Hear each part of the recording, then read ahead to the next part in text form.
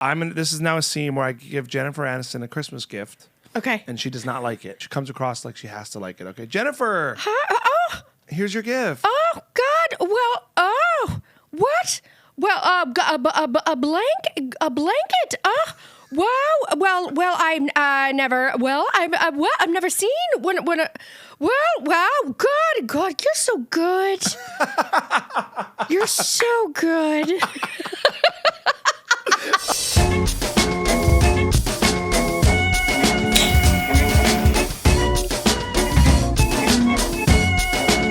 Yes, hello. Welcome back to the Pop-Up with Paul and Friends. You're my friend, I think, because you're here listening, watching. I'm appreciative that you guys are here. Leave a review, subscribe. We're here every week doing great episodes with interesting people. And as you guys know, I get connected with all walks of life. I love comedians. I love show people. I love people who act, do shows, do things, do characters, impressions. And this next guest, I feel like does it all.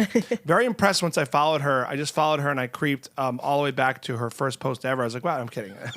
Weird joke to start with. Weird. That's you went on a weird time. Weird. I do that sometimes to people, actually. I joke and I go really deep and comment like 5 years ago just to creep on my friends sometimes. I didn't do that to you, but I'll do it after now that I said it. She's super hilarious. You can see her one-woman show all over the place. Going to New York soon. Put your hands together for Nicole Travolta. I'm going to give myself a round of applause. You have to because no one's here. That's always how it starts. It really needs to be like we need a full clap. If you're in show business, we have to give ourselves rounds of applause every day. Well, if you're in show business, you have to wake up delusional every morning. I mean, I full out stand in front of a mirror and say affirmations to myself just to get through the day. Yeah, it's hard. It's hard.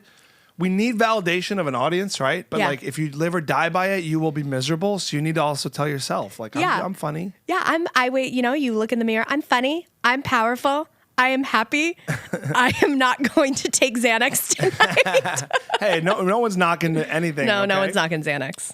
You do so many characters too. I can imagine sometimes I get this way about like my work. I'm like, is it me or the character, or is it me or where's my stuff? And what do I bring? And you do such good impressions. I love that. Thank you so much. I really love impressions. I get obsessed with people, and the people that I'm obsessed with the most, like I never wanted to come up. I mean, unless I'm doing, I don't know, Trump or something like that. I don't ever want it to be me, like no meanness, it's all out of like heightening them to a new character or getting them to a new level. But I become obsessed with how they think or their mannerisms. And it's just, it's so fun to me. Yeah, I've talked to a lot of impressionists, and I think what's fun about being a comedy impressionist is like you take the voice and then you add your own spin. Like some of the most famous impressions aren't really anything someone ever said. It's like embellishing comedically. And then you get to place like one that comes to mind is like Dana Carvey, like not gonna do it, Yep. Bush. Never said that. Carvey made that line so funny by taking it and kind of writing around. So do you take, because I saw your Aniston, I was watching your Aniston, it was like so good. You sound just like her. But do you watch them and then come up with lines, or like what's the process on getting the funny? Because you could sound like someone, but when you're funny as somebody, I think that's the second layer of it. I agree with you. I think that, my process with it is and doing it online, I don't know if you've ever found this with anything you might post online, is that it's weird territory because people are harsh and they don't understand the math or the science behind doing a good impression to me. And I don't necessarily think that it's always about like being 100% on one thing, but it's about bringing them to life, right? Mm-hmm. So with Jennifer Aniston, for instance, it really, she just has like these, these mannerisms and, it's great. Like she's, and so I feel like once you start nailing the sort of, I think, she has a little bit of chaos, I feel like, going on in her brain.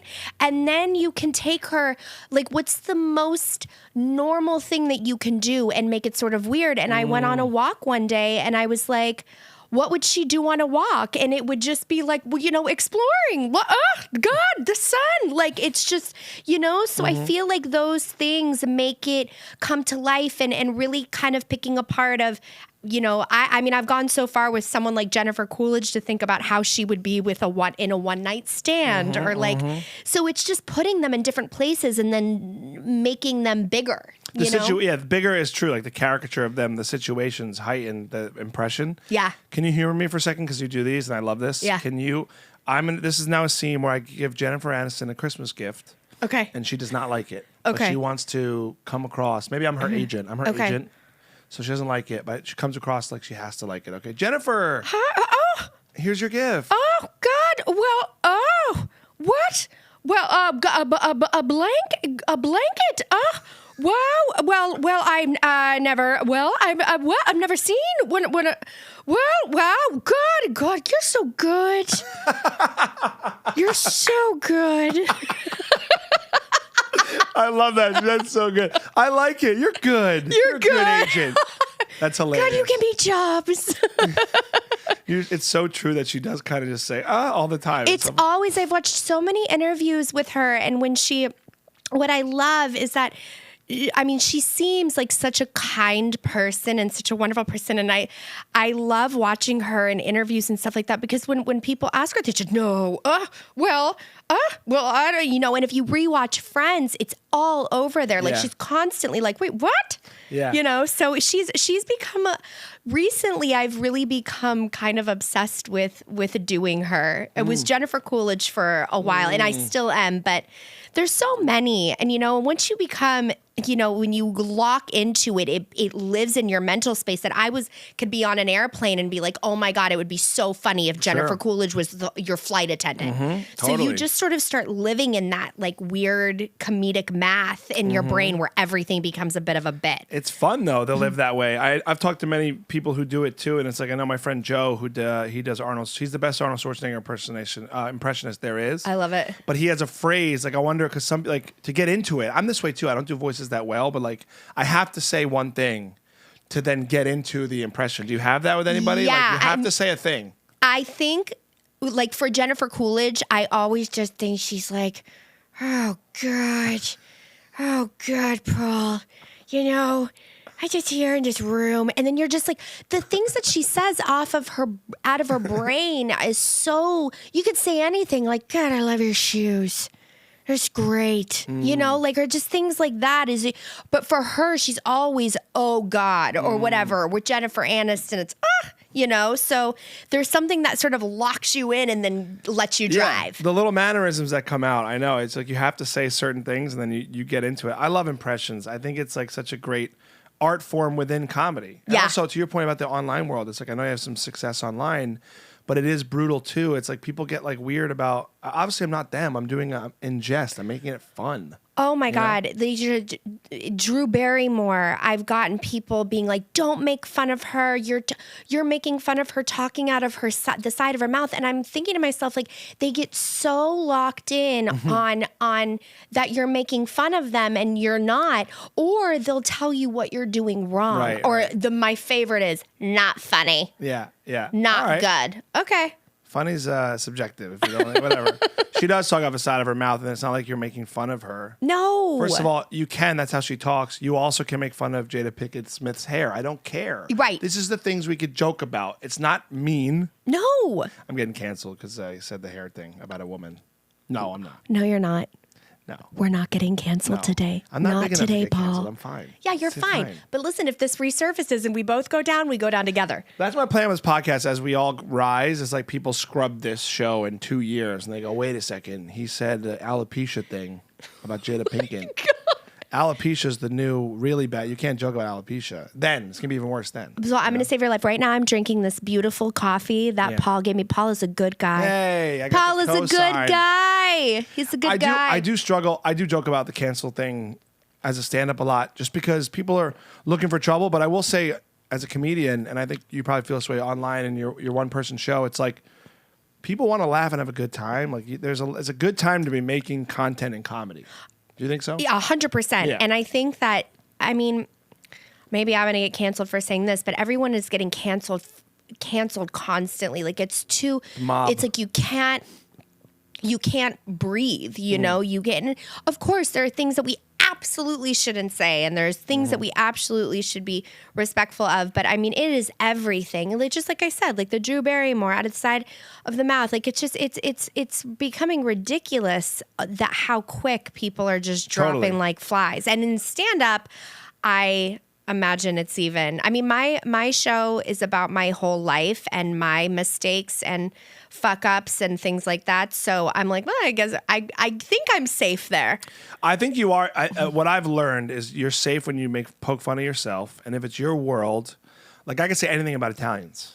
Yeah. I'm, Are you Italian? Yeah. So like I joke. Full? Am I Italian? Look at me. Oh my God, Don't he's insult me like Italian. that on my own show ever again. You hear me?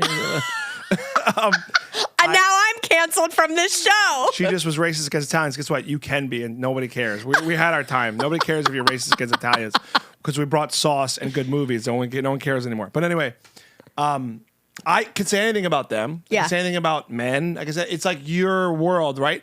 But I don't know. It's a fine line with comedy. Like if you're doing an impression of somebody that's not your race, I think you can get away with it if you sound like them. I don't know. I mean, maybe I'm going to get in trouble. Yeah. I think you can. I think it's a fine line. very fine line. I think it's very circumstantial. I think if it's a voice, but there's Maybe I'm wrong. Maybe I'm trying to co-sign wrong things. No, you can't be like going hard in that paint Asian voice. I know you can't do that. I know. I'm just saying. I know you can't go like really. I mean, I know. Paul and I are getting canceled. I don't even know why I'm making this the theme. I'm sorry. Canceled. Your publicist, who's my friend's, gonna be like, "Why? Why did you do that? this? Why did you do this? I need to watch everything you do. We're with pushing Paul. the envelope. Yeah. Have you ever watched Ali Wong's comedy? Yeah. So Love I her. was in Europe this summer with one of my best friends, and she's one of my favorites. My friend surprised me and took me to see her while we were in Paris. And what I live and die for about Ali Wong is that, especially as a woman, she does not hold back. No. Like she is up there talking about, her like cheating, the wanting to cheat on her husband and giving blowjob. Like she doesn't care. And I know a lot of female comedians are like that, but there's something about the way that she does it and her delivery of it that I happen to think is so brilliant. And I'm like, I want more of that where, women are also able to Totally. just go for it and not have to be like, speak like a lady. Yeah, no. Talk like a lady. I think in a way, stand-up paved the way for that first for women. Like it's really like how in comedy, because you could really, it is the forum where you're like, I could say what I want, and you can't tell me what to say or do or how to be. I love seeing comedians break that down because that's what it's for. It's like you could say the things that the audiences wishes they could say or how they really feel about whatever it is. Yeah. My favorite thing is watching a comic like do really well, and you could kind of just see the crowd like they perk up, but then they die laughing, and like they look at their partners. It's like you're like. They want to laugh, but they're like, "Can I?" or what? I love that. I love seeing that. I want to see your show. I can't wait to see your Please come show. to see my show.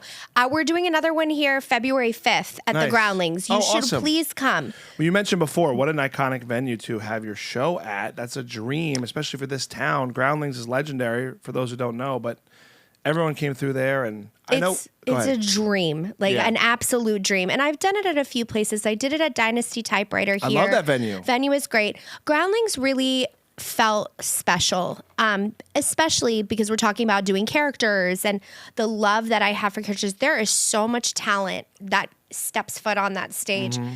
And not to sound cheesy, but to share a stage with those people that Yeah. have been up there meant everything to me. And I am forever grateful to that place for That's giving awesome. my show a home. It's been the best. That's awesome. Yeah. There's something about venues when you do this for a bit, like you could feel. I don't know. I get in my head a little bit, and I like kind of love it too. Like I was just at the Comedy Store Sunday night, and so it's like when you walk through the halls, I want there, to I'm see like, you do stand up. Oh, thanks. Yeah, well, we'll you just saw exchange. most of it. It's just me again. I'm Italian. cut you off. You can't cancel me. Your that's whole my- show is about being That's canceled. it. Canceled in Italian. That's my whole bit. I'm not white. I'm olive.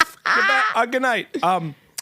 I feel that. It almost makes you want to like be really great because you're like, I'm at the Groundlings or I'm at the Comedy Store. Like, Yeah. I got to work hard. I better get them. This is where everybody does it. We're at the top of the top. And I hate being self-righteous about LA. I have a love-hate with LA, but there is some places here like the Groundlings that you're doing the thing. Like Thanks. you're at the top of the game doing your own show. It's epic. Thank you. You know? When we opened it, I wasn't really sure what was going to happen with it. And so we started with 2 shows and then they sold out really Nice. fast. And that in itself for me, I was like, wait, what? I mean, within days. And I couldn't believe it. So then we got extended. And then it started moving. I did the Fringe Festival. I did 2 shows in Las Vegas. I did Pittsburgh. Wow. And then I came back here and did another show. And now I got to run in New York. And that was the first thing out of my mouth when I started this show, when I realized, like, okay, I have something here. It's connecting to people. I can do this. I have big dreams for it. I want to take it out or whatever. But the thing that I wanted the most is because I feel like LA is not really it's not a theater town, you know? So to get it to that next phase, I really feel like it belongs in New York. So to be able to have that opportunity is, I don't even know. It's pinch me.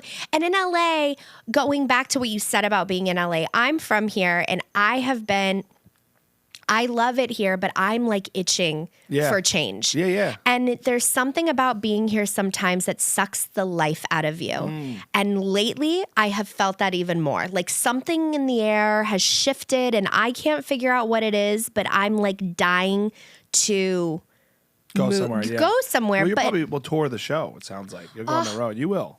Especially you're doing the biggest cities. You will. I think you will. Thanks, We're Paul. manifesting it now. We're manifesting this. We're speaking it into existence because we live in LA and we are delusional. Yes, because we're crazy. I'll tell you why you feel that way too. I think I know what it is because I struggle with. We all, as performers, struggle with this. But this goes for anybody listening or watching that's not just in our field. It's comparison is the thief of joy. Yeah. And all we do, we're just. In this town, we're all in show business, so we all see people and compare. And what about them? And even personal life, I see. Oh, look at their marriage. Look at that.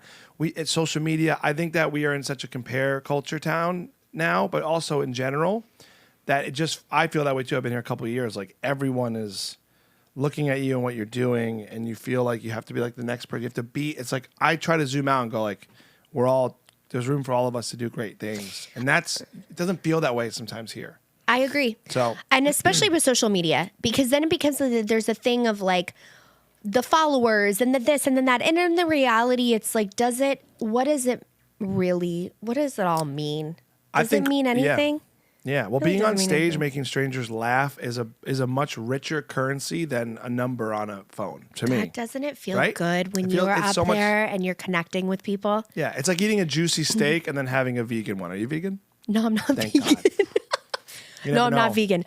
I should have done the I'm not research. vegan. No, you wouldn't have found that on my Instagram though, even from my very first post. Nice. But I do like fish better than I like meat. Oh, wow. I'm the opposite. Really? Yeah. You love a steak. Love it. Where do you get your favorite steak from? I got a butcher up the road. His name's Romeo, great Mexican guy if you wanted some meat. Hold on a second. I got a guy. You got a guy? We always got guys. You have a butcher named Romeo? We always got, look, Italians, we always got guys. I moved here the first day I was here. I was like, I need a guy for my cheese. I sound like Sebastian. Where do you get your cheese? I keep doing Sebastian poorly. You're No, an impressionist. actually, I have to be honest with you. I was just going to say, that's pretty good. Give me a little Sebastian. I got one word I say like him now. All right, do it. Here's the word. I go, you gotta go over here. I gotta get the guy to get a bag. That's the one word is bag.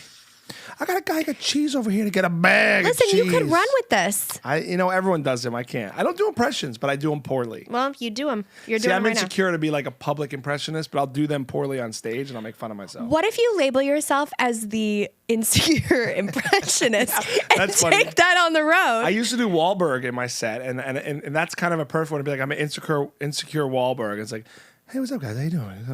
These are good. What are you talking I'm not about? sure if I'm good at this one, but I should try a little bit more. Anyway, how's your mother? Yeah. Okay, I'm impressed. Hey, I'm just trying to be like you. I'm impressed. See, I try to be like my guests. I want to be like you. So where's your cheese guy? Oh, I go to Monte Carlo in Burbank. Get cheese, prosciutto, everything.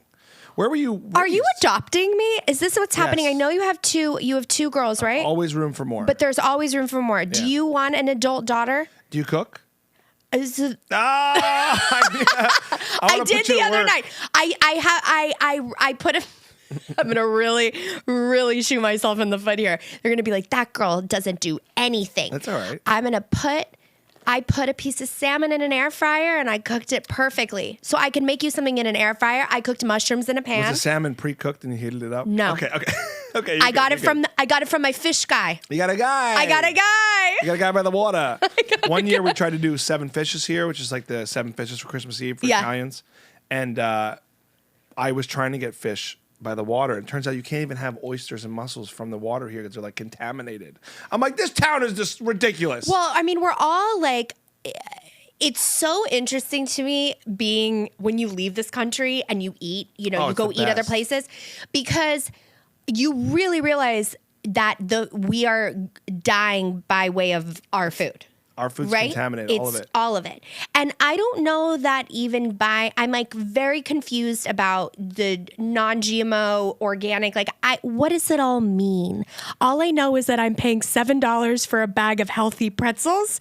So like, even the health stuff's controlled by like for-profit stuff. It's all BS. It's all bull. Really. Like, you go to Air One here in LA, you get organic, snack for $10. It's probably not even true, I think. Can we talk? I love to talk about Air One because it's really a black hole in there. Like, you walk in there, but there's a lot of there's really hot people. Really hot people. For people who don't know, if you don't live here, it is the most expensive supermarket in America. In America. Has to be, hands down. Berries, fun fact, are like $12.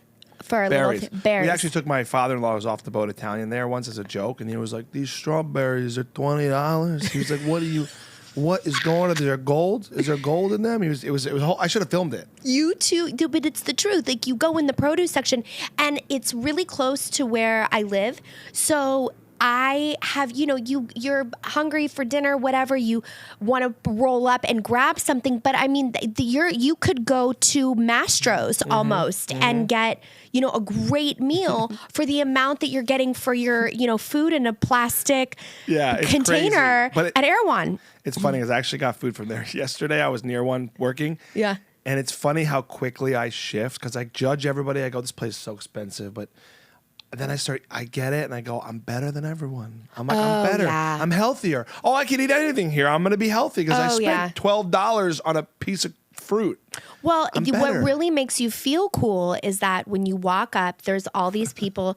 The picture painting of it is that there's those tables, right? And you walk through those tables, and mostly there are lots of girls with their phones set up, filming themselves eat the Air One so they can post it on TikTok. So then when you go in and you buy the $18 Hailey Bieber smoothie, you're like, you walk out feeling like, fuck yeah, I'm important. Yeah, let me tell you something. I was at 2 yesterday because we had a shoot for something, and I went to the wrong one. So I was in the West Hollywood one, and then I went to Beverly Hills.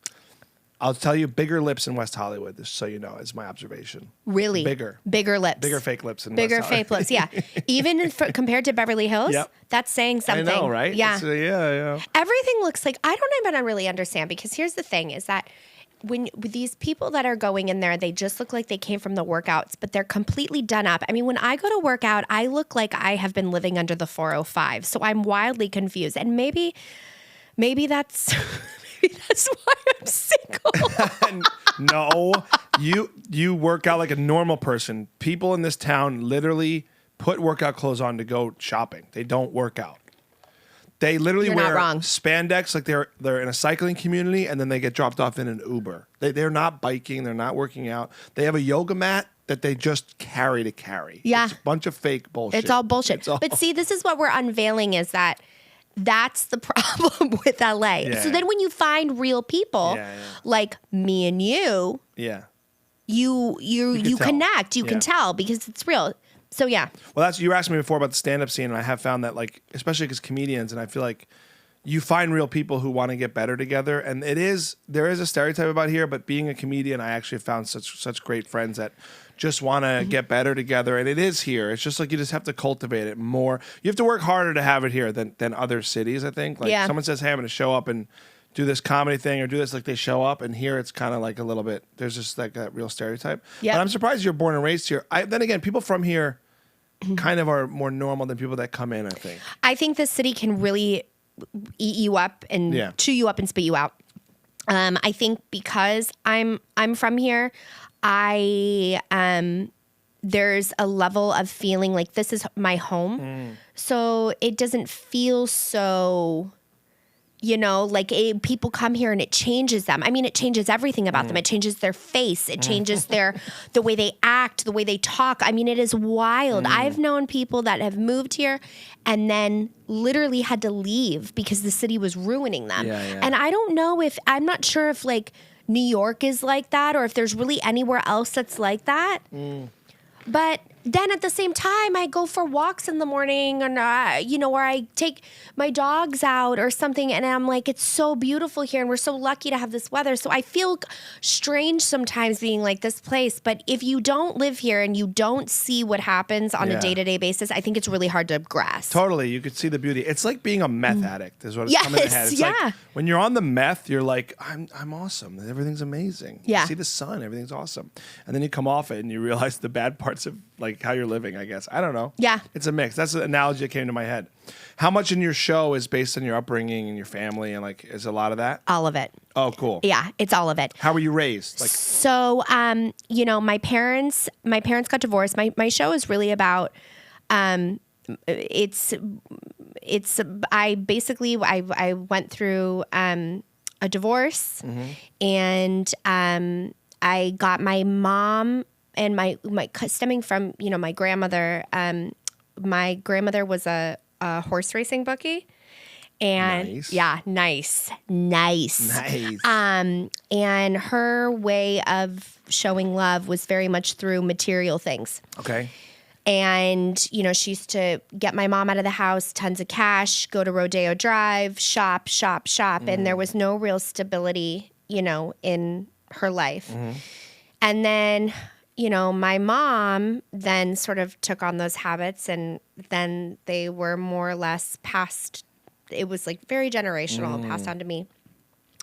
And my parents got divorced and I, really struggled with my identity and who I was. And I found that who I thought I was and wanted to be was all about the things that I had. Okay. And I got myself into a lot of trouble, a lot of debt, and I hid it. And I got married. I had this big, crazy, expensive wedding, and I got divorced. And I was acting. I was solely, acting. I was booking, recurring jobs, and I really was on this. What I felt was a trajectory. And when you're an actor, I think you feel that, right? You're like, you're climbing. And then it all came more or less crashing down. I got married, and then immediately after, we started falling apart. The addiction to spending was unveiled. And I realized, and so all this happened, and then I ended up, it was so bad that I was, having debt collectors knocking on my door, being served Damn. to paper. Like it was when they come in person, it's bad. No, it's bad. Because I get calls. No, calls, but when they come in person, it's bad. That's bad, yeah. And I ended up having to. My friend owns a very successful spray tanning company, and I went into her while I was getting ready to go. Like I had no money, but I was getting ready to go to a wedding. But I wanted to spend that last dollar on this tan. And I go in and I'm in tears because I don't know what to do. Like I'm alone and I've like now felt very abandoned by my ex. And like I'm in this very strange, shameful situation of people telling me that I'm just like my mother. Like just really fucking tough. And I feel like I don't even know who I am, who this person is. And she offered me a job. And so basically I started spray tanning people to get myself back on my feet. But it's the very thing that made me not just the job. It was me really realizing what my life had looked like. And there's so many things that I'm giving you like the cliff notes of it, but the abandonment issues that I have, the self-worth issues, the not feeling like enough, that, that instead of being myself, that a Chanel bag would make this better, would booking a commercial and taking all of my friends out to a nightclub and spending $8,000 on bottle service. Like, so very, very stupid things that mean nothing to, and those people that I was doing that for, they're not my friends. No. Like, so it was really digging deep and realizing that like I had a problem. And so the show is really I do impressions and I kind of take you on this journey by way of impressions because I met so many insane, like this world of spray tanning is one of the craziest fucking things you've ever seen in your life. And people are crazy and Yeah. you're really in there with them. And there were so many characters and I was at such rock bottom, confused that I was an actor and now I'm like doing this thing. And not that anything is wrong. That everyone has side jobs as an actor. I was asked once, like, so what, did you feel it was beneath you? And I was like, no. It's just that it's a very big shift from where you think you're going to then what's happening. It is hard from an ego perspective to have, because our business, you can make a ton of money doing big jobs, and you could lose it all. Yes, and you have to consistently work for yourself. So there is some. I struggle with that too. It's like I don't want to do this job. Like I'm at a different. I'm above it. I'm at a different level in this field. But like, what you're just talking about is you got to a humility place of introspection where you're like, I'm addicted to shopping. You look at yourself. I love that it became a piece of work, though. Like, if this didn't happen, you wouldn't have this show and this career. Wouldn't. So that's so cool. No, and it really, I mean, the thing that has, it's funny and you're laughing. I mean, people are in tears. Like, so it really takes you on an emotional journey where people are like, oh my God, what is going on? And then it comes, full circle at the end, leaving it sort of open-ended, which is why we called it Doing All Right. My amazing director and co-writer, Lauren Burns, who is a director at the Groundlings, came up with that title. And I loved it so much because it was almost like it's not, the work is really never done, right? So when you deal with anything addiction-wise, you're really, it's a work, it's never over.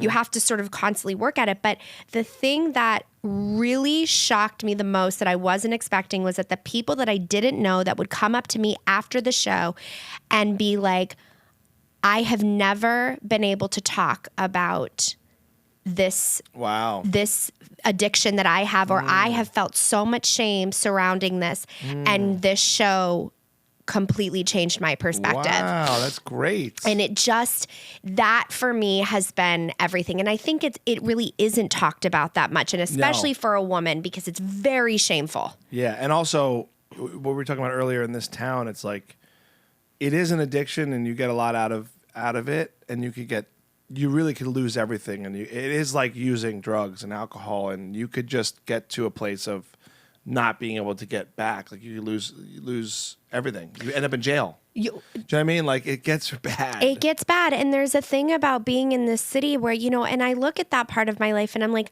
not to get all sappy or whatever, but I really do. Like I made some really bad decisions when it came to this.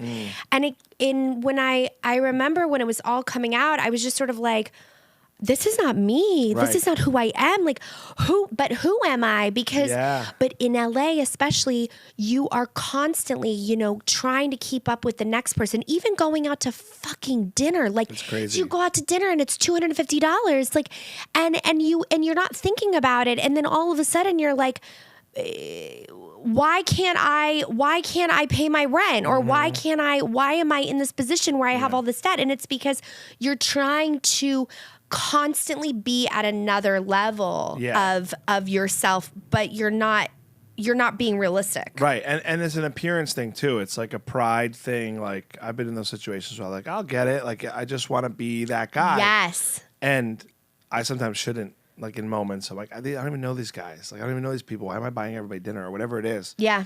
Because I don't know if it's a personality thing. It's like it's just money, whatever, but you have to be smart about it. Yeah. I'm not. This is a good time for you to be talking to me because I'm like newly using credit cards. I never had a credit card. And is this like therapy? Now we're in therapy, me and you, baby. I needed this. Because I'm like, I'll worry about it in a month. And then I'm like, oh. Right. And then a month. And that's the thing is that I do think, I have friends, I know people that have, lost their jobs and got themselves into, $50,000, $60,000 worth of debt. But here's the thing. I had, no joke, 12 credit cards to the fucking mall. So this wasn't like, oh, I lost my job. Oh, I did. I had a Home Depot credit card, Paul. I lived in a fucking apartment with a doorman people would come and fix my stuff. Like I got that Home Depot card because I wanted their Christmas stuff. Yeah. Like I'm the 10% girl. If you tell me that I'm going to save 10% off, I'm going to apply for that card. And I saved 10% off at Home Depot. Wow. And and then you could go there and then you realize that Home Depot has gift cards. Oh my and so you can get Visa gift cards. So it becomes like snowballs. It snowballs, and then you're hurting yourself, you're confusing other people around you. But I also feel like in those situations where you have credit cards and stuff is that it is different than like using it. You splurge on something or whatever, but using it responsibly. Right. But I was really like addicted to the mall. Mm-hmm. You was addicted to shopping. Yeah. Did you do anything to work on that addiction? Like, did you do therapy or a program or anything that got you to a even place about it? So much therapy. Okay. I have debilitating sometimes anxiety about my past, and it comes in waves. Like, it really started to affect me actually recently a lot. Like, it just, something happened and I just was sort of like your brain takes over and you start reflecting whatever. And there's so many things that, like, I mean, I do therapy, I journal, I meditate. Like, I really try to work on my mental health. And honestly, sometimes it gets the best of me, Yeah, and of you course. gotta fucking take a Xanax and like chill the fuck out. But like it can be debilitating, these things, and people don't fully understand it. They're like, just let it go. It's in the past. I'm like, that's not how you live. Otherwise you end up back in Right. at the mall. Yeah. What's great though is using comedy, because I'm going through this in my own personal life that I've never thought of it this way as like a therapy, but like the best thing about comedy to me is you really show all your cards. So like you're just saying like I'm still have things about my past, but like to go poke fun at it and kind of perspective wise be like, yes, that was bad, but now I changed and I learned from that, and now I'm making people laugh and they relate to it, and you're being of service to people by having a show about it. So I love that about comedy, because you really we're supposed to show all our cards. Yeah. And honestly, it's my perspective on life now too. That's why, like, we really only have so much time. We should all just be real and show our cards anyway. Yeah, I'm bad at this thing. Having a language around that, I was addicted to shopping, I could tell you about it, versus like a kind of a generational, like, I'm so ashamed, I'm not going to talk about this. There's thousands, millions of people that relate to this. Yeah. That now you have something you're giving the world. I love that about comedy though, because we're supposed to. It's a gift to be like, no, let me tell you everything. Honestly, the worse it is, the funnier. If you could look at it this way, the worse shit you did, the funnier it is. It's on true. Stage. It's true. I mean, the worst, the fucked up thing about comedy is that like the worst, if the more mistakes you make and the worse your life is, the funnier it is. So if you can get behind that, then you too can have a show. You mentioned like your identity too, because I think about that a lot too, and it's like it's hard to not live or die based on like your decisions or guilt or shame. You can get wrapped up in all that too. Yeah. It's like I did these things and that's who I am. That's just not how life is though. I've learned as I've gotten older, like it's not black and white, it's gray. Yeah. And it doesn't matter if you're black and white, MJ. But I don't know why I said that, but it rhymed. But I got a guy. I got a guy. I got a guy. It'll always be I got a guy when something funny happens with you. Now I got a guy. It's a good callback. It's a good callback. What was I saying? But it's not, because everyone struggles with that. Like, oh, now this is who I am. Unless you're murdering people, like that's a real change forever. Okay, once you kill someone, you go, all right, you can't come back from that. I don't think. There's no one person show about the time I murdered someone. No, but what I'm saying is like, who I am defined by like a bad decision or something. Like you can work on yourself, and there's this life where you could do stuff that you improve. And I also think when you suffer, you kind of, there's a touchstone to growth and things happening. Like this show and your life now is so different because you kind of went through that rocky time. Yeah, I totally agree with you. I think that I always am of the belief it's how you come out of things. I truly. I care very, very deeply for people. I really care so much about people. I care about what people go through. And I think especially because of the life that I've lived and how I grew up, that I really have compassion for people. And I think that there's a real thing where people they don't give chances, and they don't, they shut you out. And I dealt with that with this. It was shame.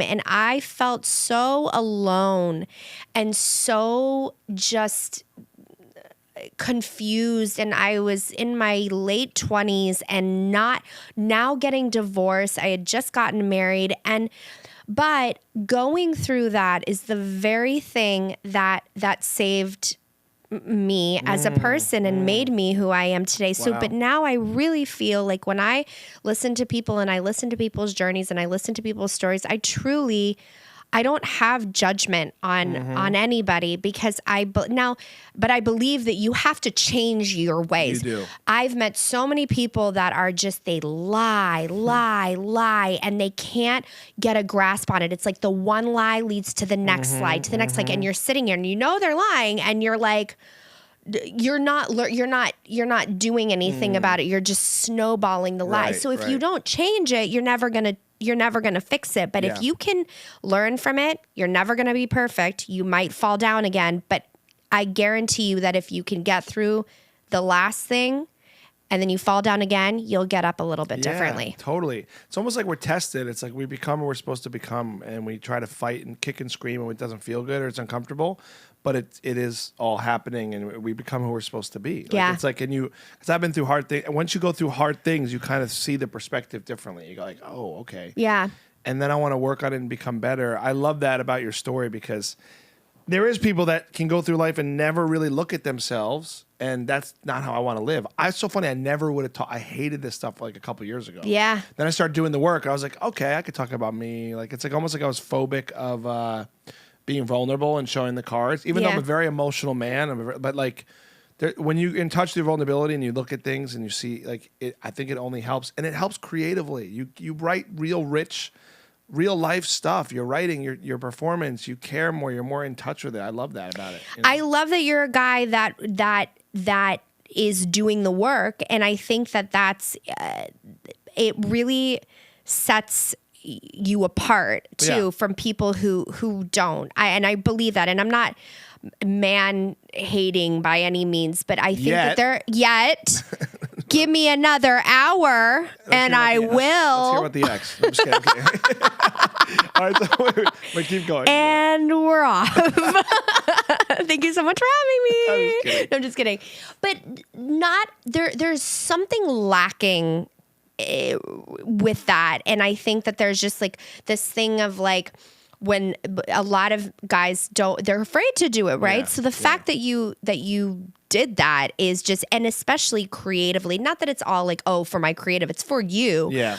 But it really does. Like, when you get in touch with that part of yourself, I never would have been able to write this show the way that I wrote this show. Yeah. And Lauren pushed me to go even further. And I was fucking terrified. But I did it. It's scary, but vulnerability is the key to any good art in a way. And like, it kind of sounds cheesy to say it that way, but same with acting, same with everything. Like, that's what everyone says about movies and everything. It's got to come from a real place. Yeah. When I get on stage and I say something that I'm really going through that like I could have cried about, and I actually get laughs and I find a way to get in touch with it and use it, it's the best laughs in the world. Not that I need the laughs to feel better, but I mean, like, it's coming from a real place. Yes. And also, people want your show is successful because it's real. Thanks. People want real stuff. They don't want you to get up there and be like, I sort of like shopping, but here's an impression. No, like, you're being really real and guttural, and that's what resonates. Yeah. And it's the world we're in. With anything creative that's good, I think, has to be super real. So I love that you're doing that. Thanks. It's awesome. Thank you so much. I do have to ask, and I'm sure everyone asks you about your last name, and how much you mentioned identity in this interview. So I'm curious if growing up with your last name was a part of like, who am I in this business, in this world, when everyone knows The Walk and Saturday Night Fever? Yeah, no, please. And this is the thing, is that like, I always like to preface it by saying like, I have an amazing family, and that the Travolta side is, my dad's side of the family, and there's so much talent, and so much of who I am is, especially my dad. Like, and by the way, like I love my parents. Like, I'm talking about, the issues that I've had with them. Sure. I have compassion for both, because it's how you do the best you can, right? Sure. So I feel, a lot of who I am is so much of, especially with my dad, and just the creativeness and the comedy and the this and the that. But there is something very, very difficult about growing up with this last name, Yeah. and also being being raised the way that I was raised. Right. I don't feel that all of the cousins really dealt with it. I'm not actually sure, I shouldn't speak for that, but I know for me personally that I very much dealt with a lot of projection. We didn't have money. We were Right. it was a struggle, a big struggle. And so it's confusing to people, and then they'd project on you and think that, oh, did you come to school in a private plane? Like being made fun of for that. Right. So then I leave going like, I need to have this thing, or if I'm not a cheerleader, then they're not going to accept me, or I'm going to get made fun of for being a Travolta, or people are trying to be friends with you. I mean, I had mothers trying to set their sons up with me because they wanted to meet my uncle.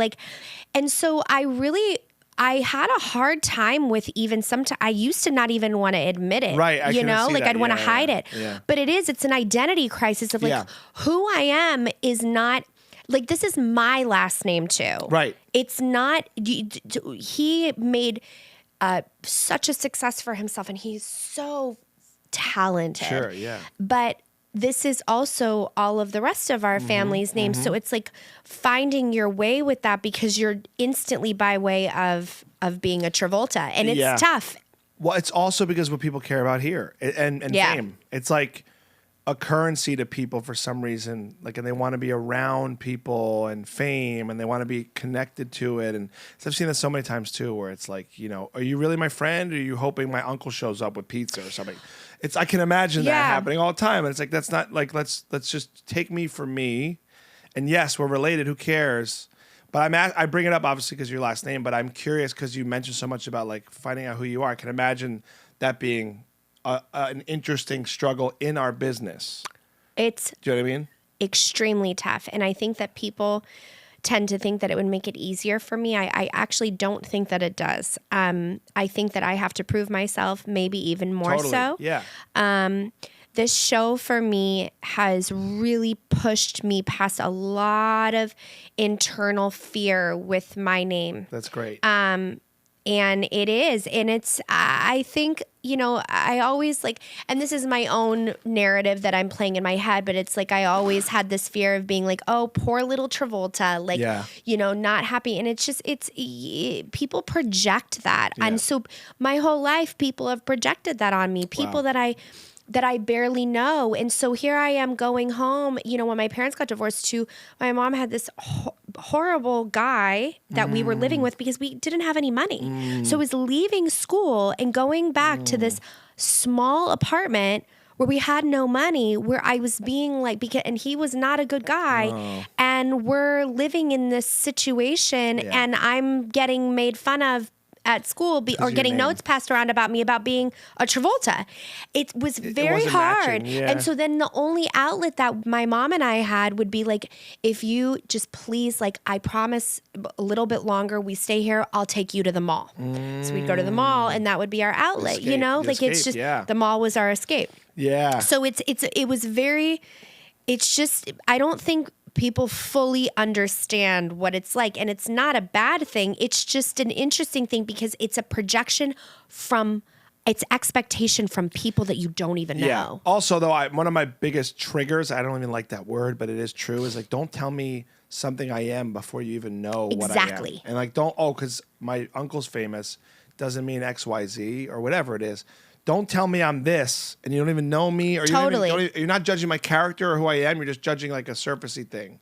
Have you joked about it? Do you joke about it in your show? I do. Great. Then you're on the right track. I do, and I was nervous about it. I have to be honest with you. I was honestly really nervous about it because there's also a thing of you have to protect the name. But at the same time, for me, I'm this is about me.